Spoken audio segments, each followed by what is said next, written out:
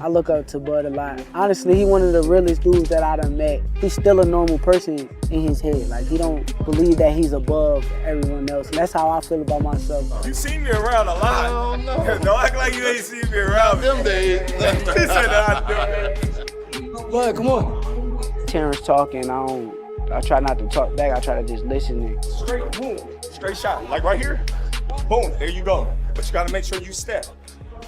Bam. That's when they're trying to run out. When they're trying to run, there you go. Even if I don't feel the same way that he's feeling at the moment, it don't matter. I still want to hear him out and try to understand what he's saying. If you hear, what do you think he can throw on the hook? Because you out the way of the right hand. He like a sponge. He soak up everything that he needs to soak up, put it into his arsenal, and then he make the best out of everything that he learned from everybody. Then throw it straight left to the body. At the end of the day, you don't want to feel like a know-it-all. And the people that know it all are the people that don't go very far. You gotta always be a student. You gotta always be able to learn and pick up things from this person, that person. Shakur Stevenson isn't approaching this camp like a routine title defense. He's sharpening his tools around elite company, and that alone tells you how seriously he's taking Teofimo Lopez. This is intent, not maintenance. It's a work of art. Sky is the limit with Shakur. He got the boxing skills and the ability to, do whatever he wants in the ring. And it's going to be very hard to beat Shakur, with the skills that he possesses and the smarts that he has. And given the opportunity, I think he can pose a great threat to everybody in the division. And be the last man standing given the opportunity. Shakur has been grinding alongside Terence Crawford at D1 training in Colorado Springs, the same high-performance environment where Crawford prepared for his Canelo fight. That detail matters. This isn't light work or optics. This is elite-level problem-solving where timing, positioning, and mental discipline are stress-tested every round. That I sent somebody to steal his passport, replicate his job, all types of weird stuff. He called me earlier. It's like, yo, when you spar, I'm gonna come to the gym. I'm like, I'm gonna spar at 4 o'clock. I really didn't think he was gonna pull up, but he pulled up. It means everything, his advice and listening to him in the ring. He calling out little shit. I'm trying to make sure I do what he says. So a hell of a blessing to have Bud, Floyd, all these guys backing me, and I appreciate it. I'm just trying to keep pushing and keep getting. Training with Crawford means Shakur is dealing with real pressure, real IQ, and real adjustments, not rehearsed looks. They're drilling control under fire, subtle traps, and how to punish overcommitment without wasting energy. It also speaks volumes about Shakur's mindset. You don't bring in Crawford unless you're ready to be challenged, corrected, and pushed past comfort. My hand.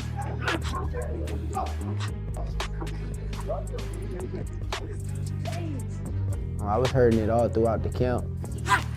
I was feeling good. I felt it just now. But I was trying to ignore the pain and keep it going, but it just got worse to the point where I couldn't really take it no more.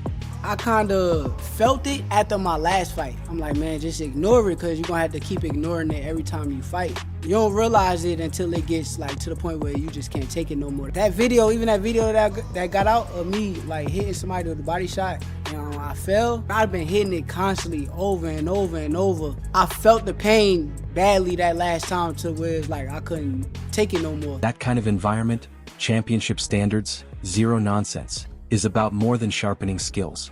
It's about composure. Against a fighter like Teofimo Lopez, who thrives in chaos and explosive moments, Shakur is clearly tuning his instincts toward combat.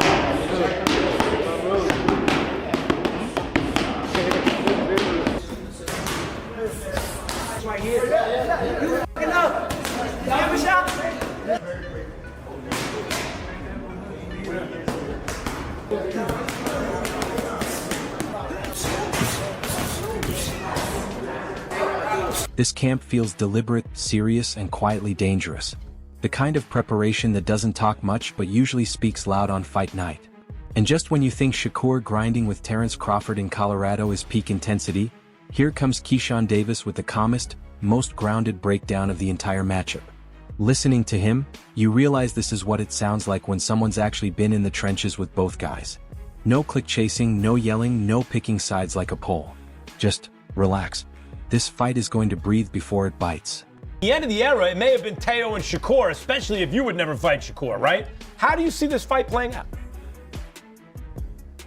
I see it playing out, let's say, I see it starting off slow. Okay. And then I see as Shakur wins the first round, as Shakur wins the second round, slowly, I think Teo is going to eventually start picking it up and start imposing his will. Right. And then, you know, it's just going to go from there.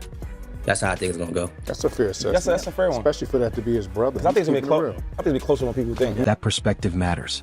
When Keyshawn says the fight starts slow and Teofimo ramps it up, that isn't theory, it's lived experience.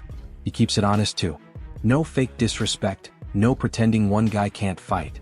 He flat out says Teofimo can fight, and denying that is lying to yourself. At the same time, he doesn't dodge the pick. He still leans Shakur by points, just closer than people expect. And that's the word, closer. Not a cruise, not a shutout, not a meltdown.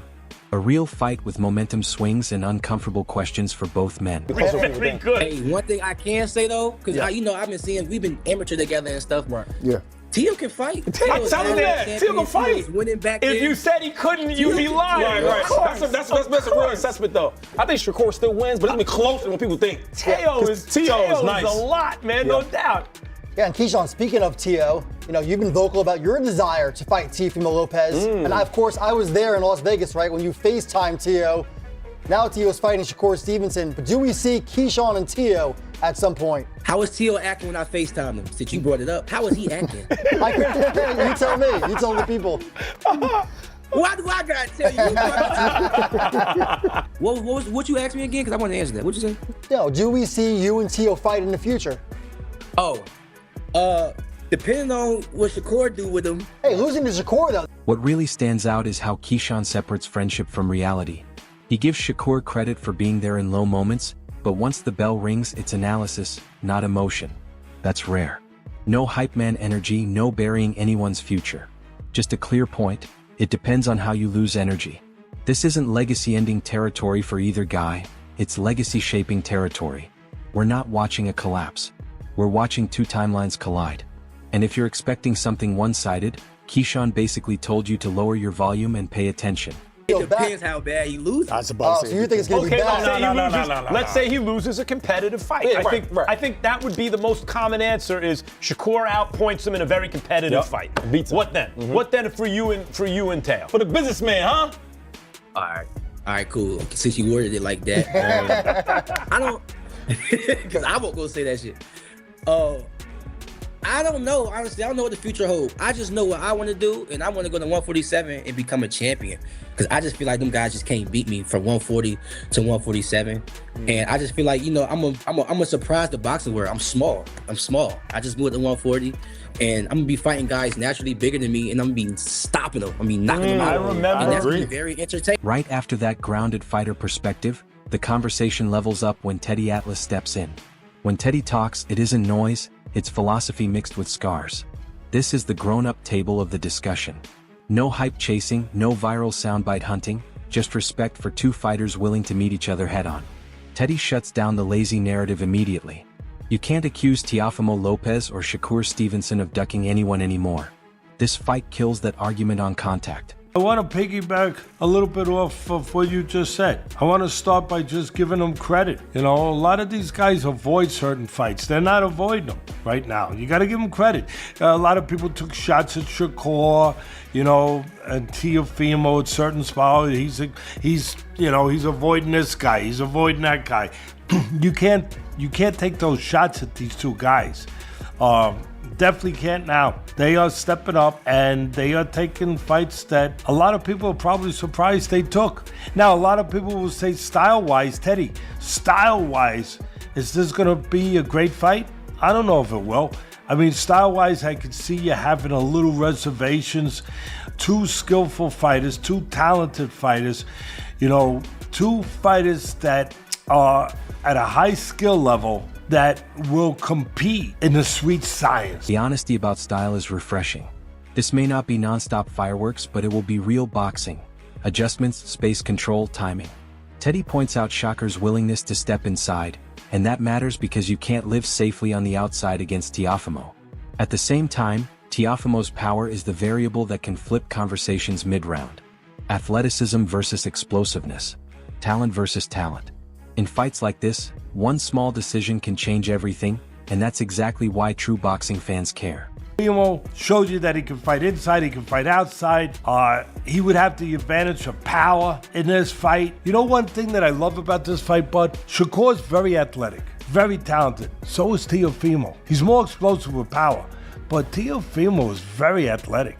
He is very talented. You got two athletic guys, two talented guys. Again, Teofimo I would favor with the power. This is going to be interesting. I'll tell you, it's a lot to like about these two athletic, talented fighters. Then Timothy Bradley Jr. jumps in, and the tone shifts again.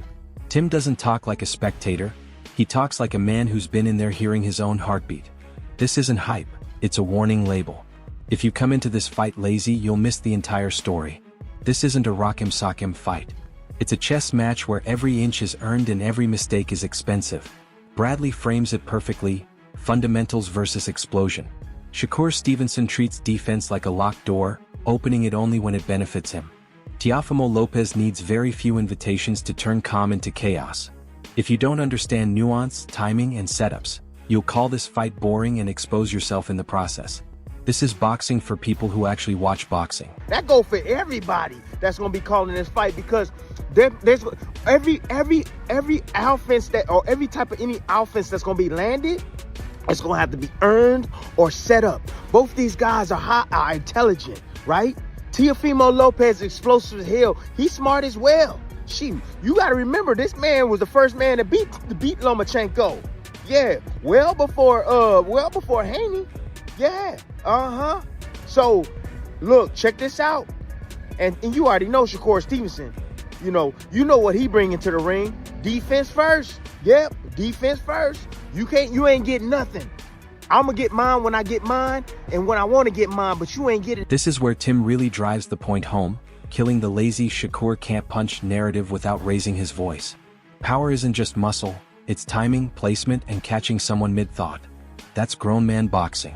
Explosiveness without discipline gets punished, and discipline without awareness eventually gets cracked. If Teofimo rushes recklessly, he could find himself resetting faster than expected. But if Shakur gets too comfortable and assumes control equals safety, that's when danger creeps in. Bradley frames this as a fight that rewards intelligence. No freebies, no coasting. Every offense has to be built, disguised, and earned. That's the beauty of it. This isn't about volume, it's about understanding the moment.